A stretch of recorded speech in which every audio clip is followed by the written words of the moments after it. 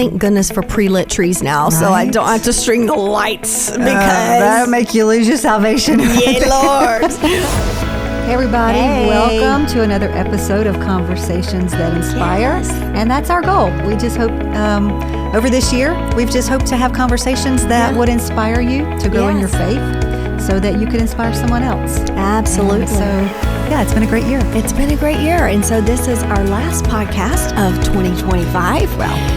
The year's going to wrap up on us soon. So most all of you probably have your houses decorated for Christmas by now. I'm guessing. Yes? Yes. Yes.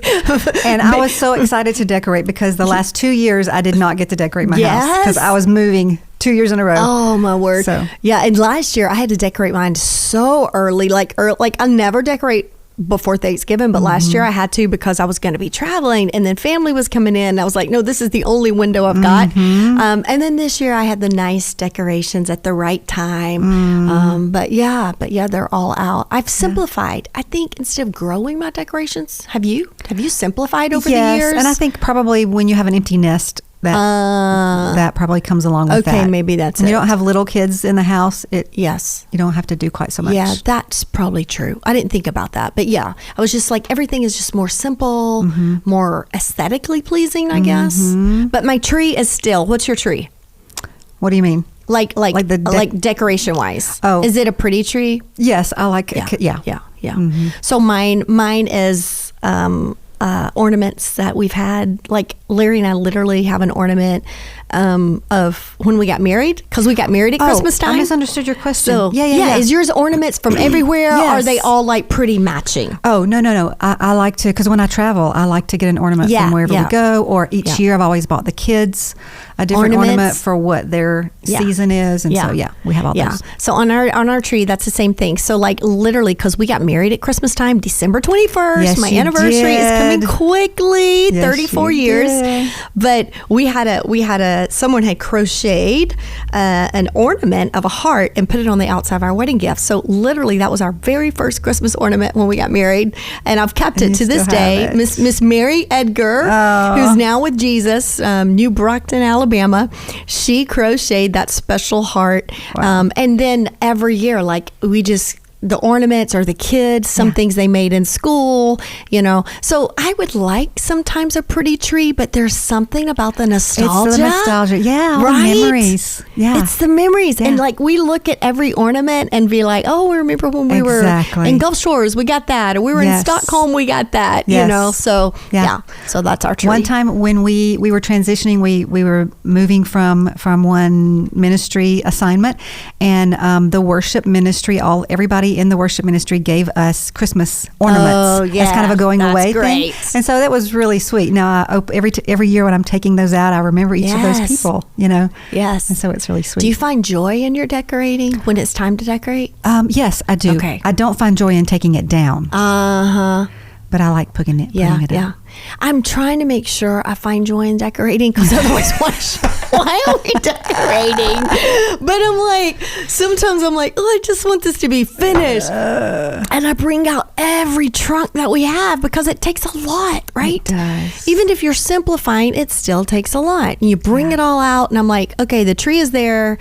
And thank goodness for pre-lit trees now, so I don't have to string the lights because that'll make you lose your salvation. Yeah, Lord. I would pay people to come put lights on the tree now if I had to do that. But so you get it all out. But then sometimes my tree will sit there just pretty green with lights, and I won't put the ornaments on for like 2 weeks. And I'm like, because it's like every ornament, you got to space it out. And I think that's also probably part of that, again, is not having kids at home. It's not quite as joyful because the kids get excited about decorating, and so it makes you excited. But once it's all up, don't you love sitting in your living room with your coffee in the mornings and just the lights of the Christmas tree? And I don't want to turn my tree off at night. Larry always like, Melinda, like we turn it off. We turn it off at night, but I would leave it lit all the time, the whole Christmas season. Yeah. Yes. And then there's those of you who, like, you want to put up your Christmas decorations in August. Yeah. Yes. When Hobby Lobby puts theirs out. No, people. It's not leave time them yet. up until, like, February. Yes, yes. Yeah, that's another, like, you take yours down, like, right after? Pretty much. It kind of depends on scheduling and what we have going on. Yeah. I try to wait through after New Year's. Yeah. Is the goal for sure. Right. That's usually what we do. After New Year's, but normally like that by the second week in January. I don't go past that. So, yeah. Of course, those of you who live in, I don't know if it's everywhere in Europe, but in Vienna, people don't really put up their trees until the day before Christmas. Day before. Yeah. The years we lived there, the Christmas trees, farms, don't really open for you to get your Christmas tree, but you have your Advent wreath. That's right.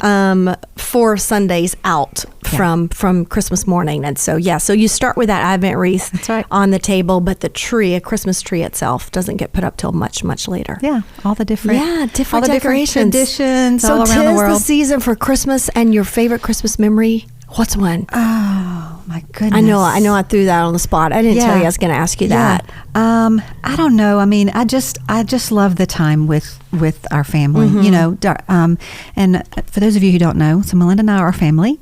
We are cousins. We're cousins. And so who get to do ministry and life together. Right? Jesus is good. Right? He's good to us. So we have great memories of just family together at the holidays. You know, we of course we eat a lot. Yes. And but singing and worshiping together as a family, those are always sweet memories. Yes. Laughing. Literally just hearing you talk, we eat a lot. Like it makes me want to go home and make a pie tonight. Let's do it. There's no pie at my house right now. Like we need pie. One of my favorite memories, I guess for me, I'm sort of like you. It's sort of like all of it's good, and I'm grateful. I want to be grateful, just like our podcast last week talking about gratitude, because I know that not everybody grew up that Christmas was special in their home. And so I want to be so thankful for that. But my parents always did make it special for us. I think my mom and dad always sacrificed so that we would have gifts at Christmas. But they also, from a very early age, we bought gifts for each other. Like I remember at the youngest age saving my money, saving my allowance so that I could go Christmas shopping, for your siblings? For my siblings, for my mom, for my dad, for my grandma.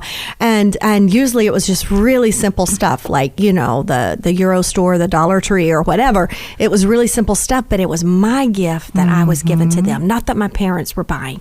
And so I was taught to do that really early. And I guess that's probably where, one of my love languages. I was just going to say that. Yeah.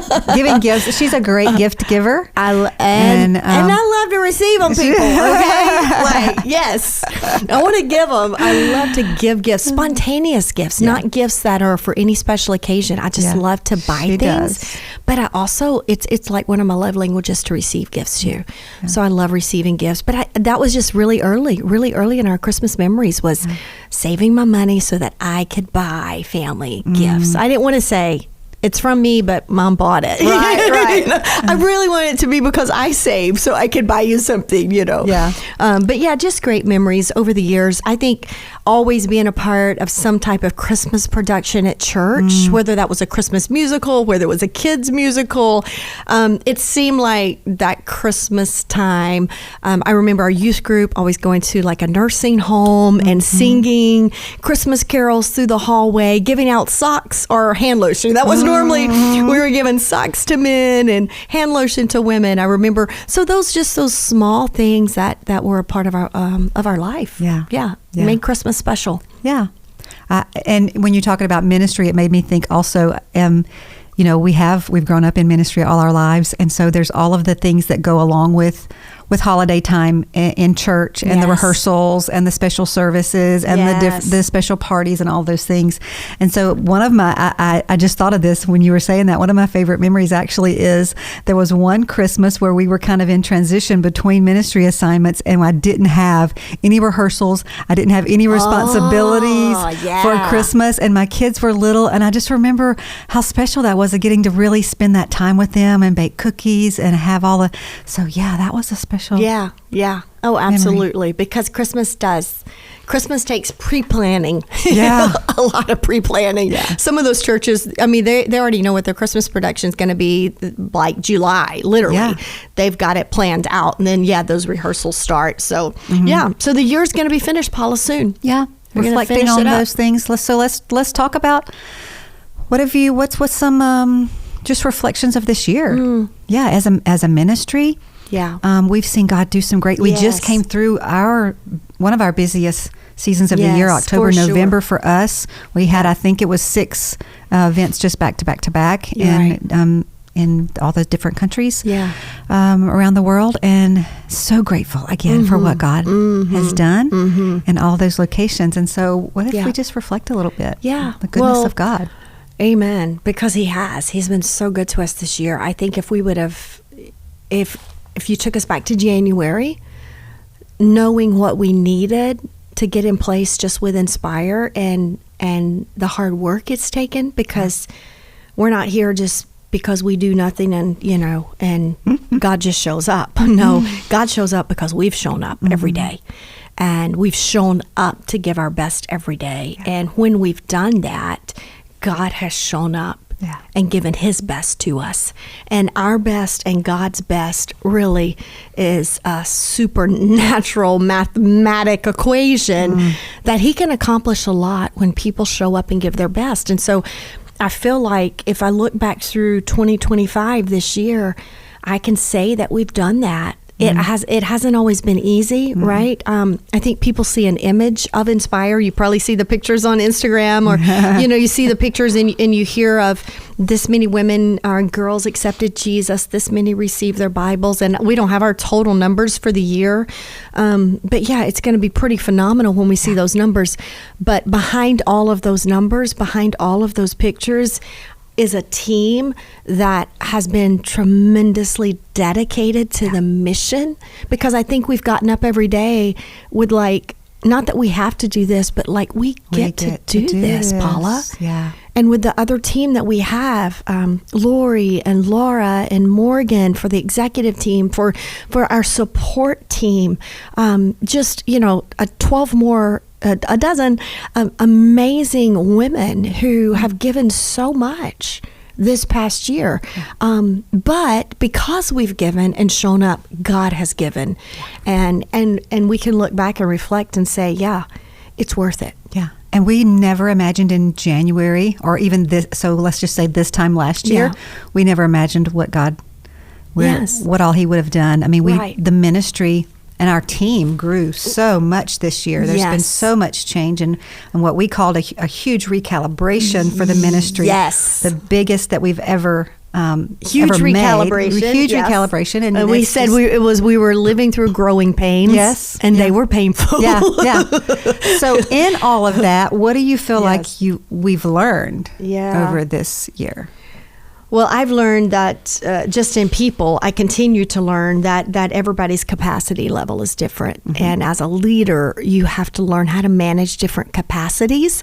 And sometimes that can be challenging in its own right, but I don't think that's ever going to change. Okay. So I think you have to, as a leader, you have to learn to, you work with the capacity that someone's at, but you never settle that they can't increase. So I'm always, the leader, trying to say, hey, I'm working within the frame of the capacity that you have, but I believe I'm going to call a little bit more out of you because you're capable of doing more. So I think I've learned that, working with different capacities and calling out more. I've also learned that, anything worth doing well is going to require work. Right. And if you're going to do things with excellence, if you're going to lead a ministry with excellence, if you're going to show up with excellence every day, it requires work. Right. It's not easy. Yeah. And you have to learn, of course, you have to learn how to balance it all. We've talked about that before, but really not everyone is going to show up equally that you show up. And you have to be okay with that, that I'm not going to base the effort I put in on someone else's effort. I'm going to base my effort because this is what God's asked me to do. Yeah. And I'm going to show up regardless. Yeah. And I'm going to give my best. And I'm thankful I've got you, because I believe we both. I got you, babe. I got you, cuz. Yes, because I believe that you and I are we have that, we're showing up. Yeah. We're showing up as if it all depends on us, working as like it all depends on us, but praying like it all depends on God. Absolutely. And keeping that dynamic combination. Absolutely. Yeah, when you're talking about different capacities, it made me think about something I learned, again, just in ministry and leading teams of volunteers especially. And some of our team members are volunteers. Yes. that sometimes someone's 80% is their 100%. Mm-hmm. So for some people, their 60% is their 100%. Right. It seems like only 60% to us, but it's their 100%. Yes. And you have to learn how to manage that and as a leader. And but you're right. I mean, it's always, showing up doing the hard work is hard work. And especially when it has an eternal impact. Yeah. There's sometimes it feels like there's a greater weight in that. For sure. But whatever your calling is, your job, it's not to say that this is any more important, but when there's an eternal impact, the weight is a little heavier. And you've heard me say before, and it's not original to me, I heard it from someone else, but pressure is a privilege. That pressure is a privilege when we have the privilege to, like, as we just said, we get to do this. But it's heavy sometimes. It is very heavy. And there's a weightiness in stewarding well what God entrusts to you. And I think this past year, if I reflect, I've felt that more than ever, of that weightiness, not so much in the work, but in stewarding it correctly, because there is an eternal impact. And we've said it so many times. I mean, I want all of you to attend and inspire, and I want you to love being there. And I really want that. But more than we want that experience, we want you to learn how to share Jesus every day. Yeah. Every day. Like, you just make sharing your faith normal. That's the mission and the vision that is behind what Inspire stands for. So we don't want to just entertain you so that you go to one of our events this year, or you show up at one of our locations. We want you to be there. Yes, we want you to bring friends. But the reason we want you there is for the impact it's going to make on you for when we send you out. Because when that last session is over, girlfriend, you're going to be commissioned to say, okay, now this year, 2026, you go forward and you lead at least one person to Jesus before we see you at this location next year. So that's the goal, right? Yeah. It's never about entertaining you. If you need to be entertained, we've said it 100 times, go watch a movie. Yes. But when you show up at an Inspire location, we want the impact to be great, because we understand the destiny can be great of how God can use your life. Hey, we just want to take a moment, interrupt this podcast just to do another giveaway. We love giveaways. We love generosity.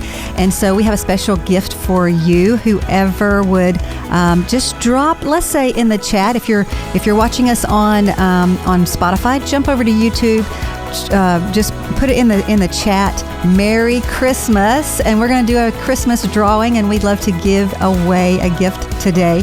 And the lucky winner is going to get Inspire merch for Christmas. This is one of our favorite sweatshirts. Hey, girls, it has pockets. I mean, come on.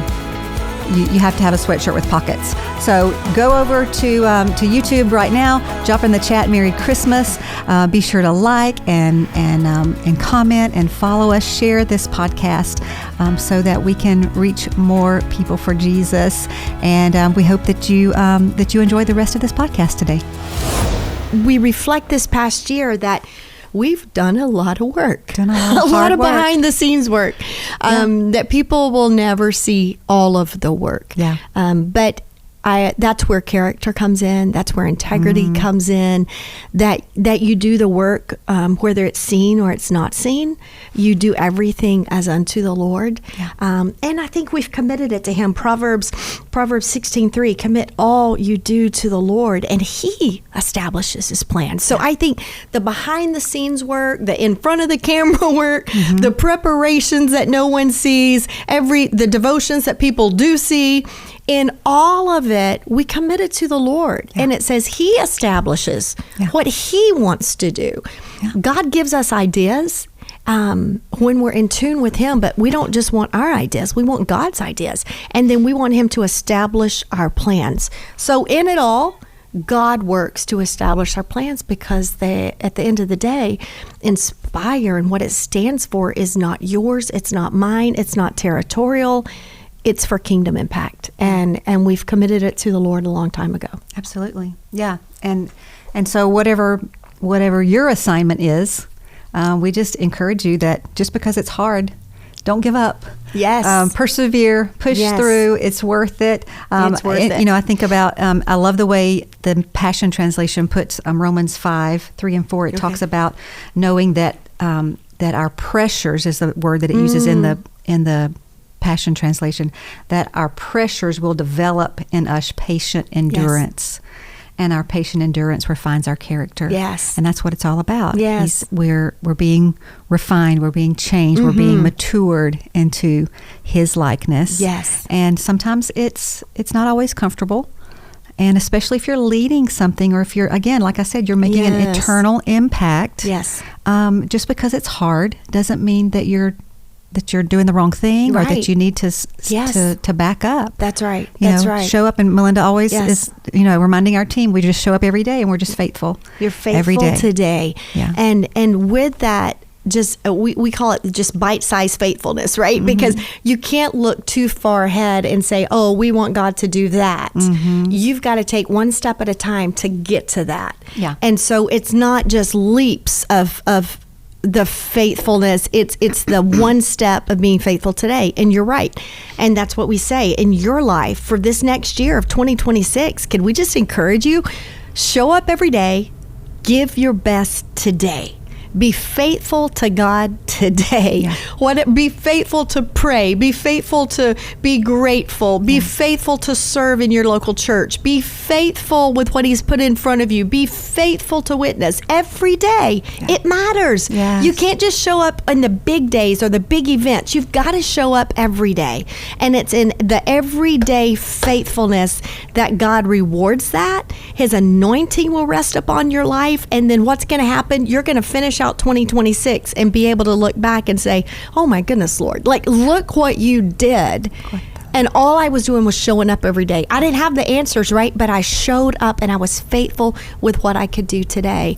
And man, God honors that so much. He always honors faithfulness, for sure. He does, absolutely. If I think about something, the question I asked you was, what have we learned this year? And if I think personally, what's something that I've learned, not just this year, but it's kind of been a theme for me. You've heard me talk about it a lot this year, is that your mindset matters.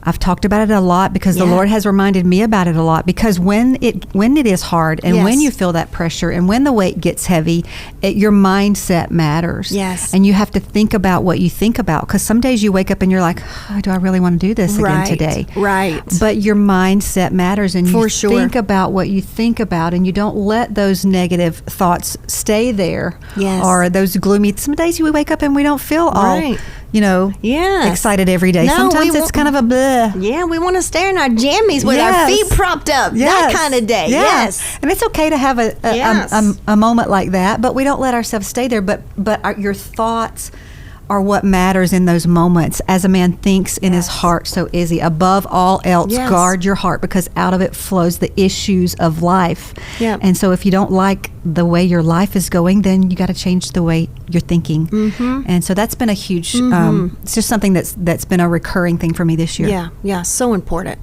I think if we, and I don't know how much time we have, so I wasn't watching the clock, but I think if we look at the reflection of 2025 as Inspire in our personal lives, like you said, what are the things that God's taught us, or what are those things He keeps bringing back to our remembrance? I think those are important. And then I think it's always important to look ahead towards the future. I think there's power in reflection, and then there's a sense of excitement about looking forward and seeing what God can do in 2026. So do you want to start us off, Paula? Do you have something that either with Inspire that you're hoping for 2026, or something personally? I think for 2026, just on a basic level, as far as Inspire goes, I mean, my role is really dealing with all of the different locations and preparing them, coaching the coaches and preparing them. So I think it's going to be a great year as I look ahead, because of all the preparation and the new team members that we have onboarded this year. And so I'm just really looking forward to I feel like we've been able to expand the borders, so to speak. Our tent pegs. Our tent pegs. And so I'm looking forward to what God is going to do this year in that regard. Yeah, for sure. I think we've been using just recently. We were using the word that God takes you into a greater season, and that greater comes from the surrender and the faithfulness in God. And so that's what we feel that Lord. He can remove me anytime he wants. Inspire is his. He can remove anyone on the team whenever he wants. We surrender it to him.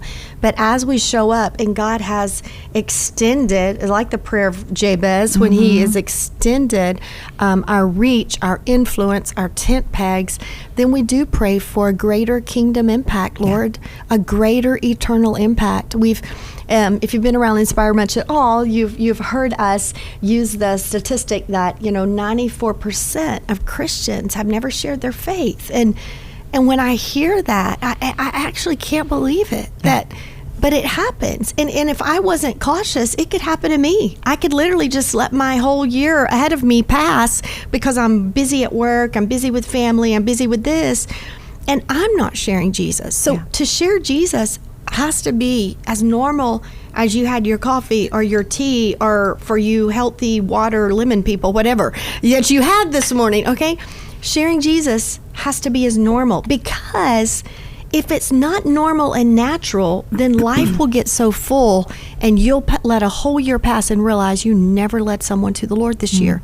You didn't share Jesus. You did work for Jesus, but doing work for Jesus and sharing your faith is a totally different thing. Right. I don't want to just work for the Lord with Inspire. I want to be on the front line saying, no, I'm sharing Jesus too. Right. I'm making sure that Michelle that was at that restaurant that I just met, that was my waitress, that I prayed over her, that I stood up and talked to her. Right. We do that every time we go in. We're not just doing the work of Inspire. We also want to live it out. Live in the mission. We live the mission because it becomes normal. So my prayer would be, as we look forward to 2026, that if we've had any influence on you at all, the Inspire vision and what we stand for, if it's had any influence on you, that we would move that needle from 94% to 93%, and then 93 to 92. And by the end of the year, could it be 89% of Christians and the other 11% are sharing Jesus? That's what's going to drive us to continue until each of us understand that sharing Jesus has to be not just occasionally. It has to be such a normal. You've trained yourself how to make sharing Jesus a normal part of your everyday life. And so that's my prayer as we move into 2026. Lord, I don't want to just do events. I don't want to just record podcasts. I don't want to just do the hard work. I want to see people know how to share Jesus. I want to see that needle move with every Christian sitting in a church that has still not led one person to the Lord. Yeah. Lord, help us. Lord, help us. Lord, help us. Yeah. And so with that in mind, then when we're looking ahead for 2026, we've got new locations. Yeah, so thankful. Yeah. Yeah, new locations coming in 2026. Yes. We have, let's see, Bucharest is a new location. Yeah. We have Slovakia. Yes, excited to partner with them. Yes. Yeah, a new location. And we're going back to Mexico. It's not necessarily a new location, but we had to kind of pause there. That's right. We're going back into Mexico. Get a new start in Mexico, and two locations in Mexico, Veracruz and Merida. That'll be in May 2026. Yeah. And then Nicaragua will be our other. So 3 Spanish locations next year. Yeah. All Spanish, actually. They're not even bilingual locations. So all Spanish locations. So for those 3. So we're looking forward to that. So good new locations, and then even more on the horizon for 2027, because we couldn't say we couldn't say yes to any more new ones for 2026. We were sort of at our limit.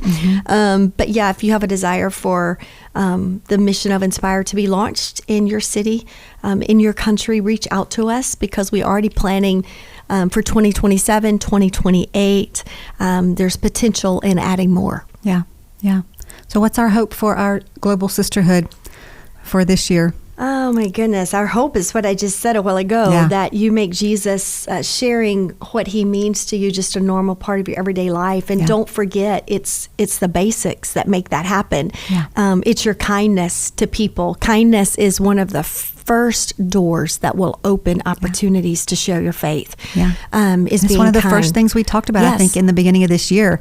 It's all those spiritual disciplines. We've talked about those all throughout the year. And I think that's, we use this phrase a lot of times. We want you to level up your faith. We want you to grow in your faith. And again, it's been the whole reason for this podcast this year. Just conversations that hopefully would inspire you so that you can inspire the next person. It would help you grow in your faith so that you can inspire someone else. And so wherever you are, just level up a little bit this year. Level up. I would love to see like that, like you said that. I would love for us to see, we've talked a lot about, the power of hospitality and bringing people around your table. I would love to see all of our women and girls all around the world doing that on a regular basis, whether it's monthly, whether it's quarterly, even spontaneously. If you have a Sunday night free, call up people and say, hey, come over.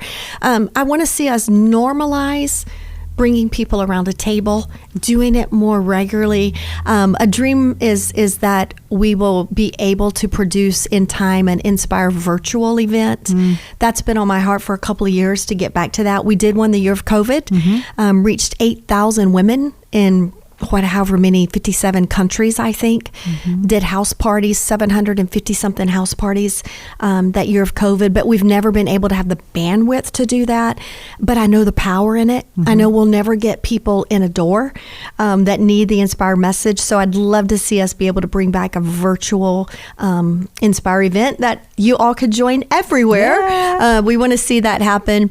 And then I would love to see an Inspire, us put together an Inspire masterclass. What does Inspire really stand for? And then just being able to do more like a TED Talk and a master class of what Inspire is, what it stands for. So those are just me. I'm always doing what we're doing, but I'm always looking down the road of where we're headed and sort of like what could be our greatest impact on a broader reach. That's why you're the leader. For now, yes, Jesus, I'll do my best. Yes, Lord. Hey, if you want a master class, put it in the comments. Master class. We'll see. Yeah, I think it would be something very powerful that could be, and we could do it in multiple languages. We're also talking about that now, right? Even the podcast release. I mean, there's so much AI technology, so I would love to see us release the podcast in multiple languages. Right. And so, we love to dream, but God's been good to us, Paula. So good. He's been really good to us in 2025, and we carry that sense of gratitude with expectation. Absolutely. Into 2026. Absolutely. So we hope you have a very Merry Christmas. Yes. That you'll lean in for all that God has for you in 2026, that you'll take some time during this end of this year and really listen for his voice and journal and spend some extra time in prayer and just say, Lord, what do you have for me for next year? And then that you will walk forward in courage and with boldness and spiritual authority to do what God's called you to do. And we say Merry Christmas. Amen. Merry Christmas.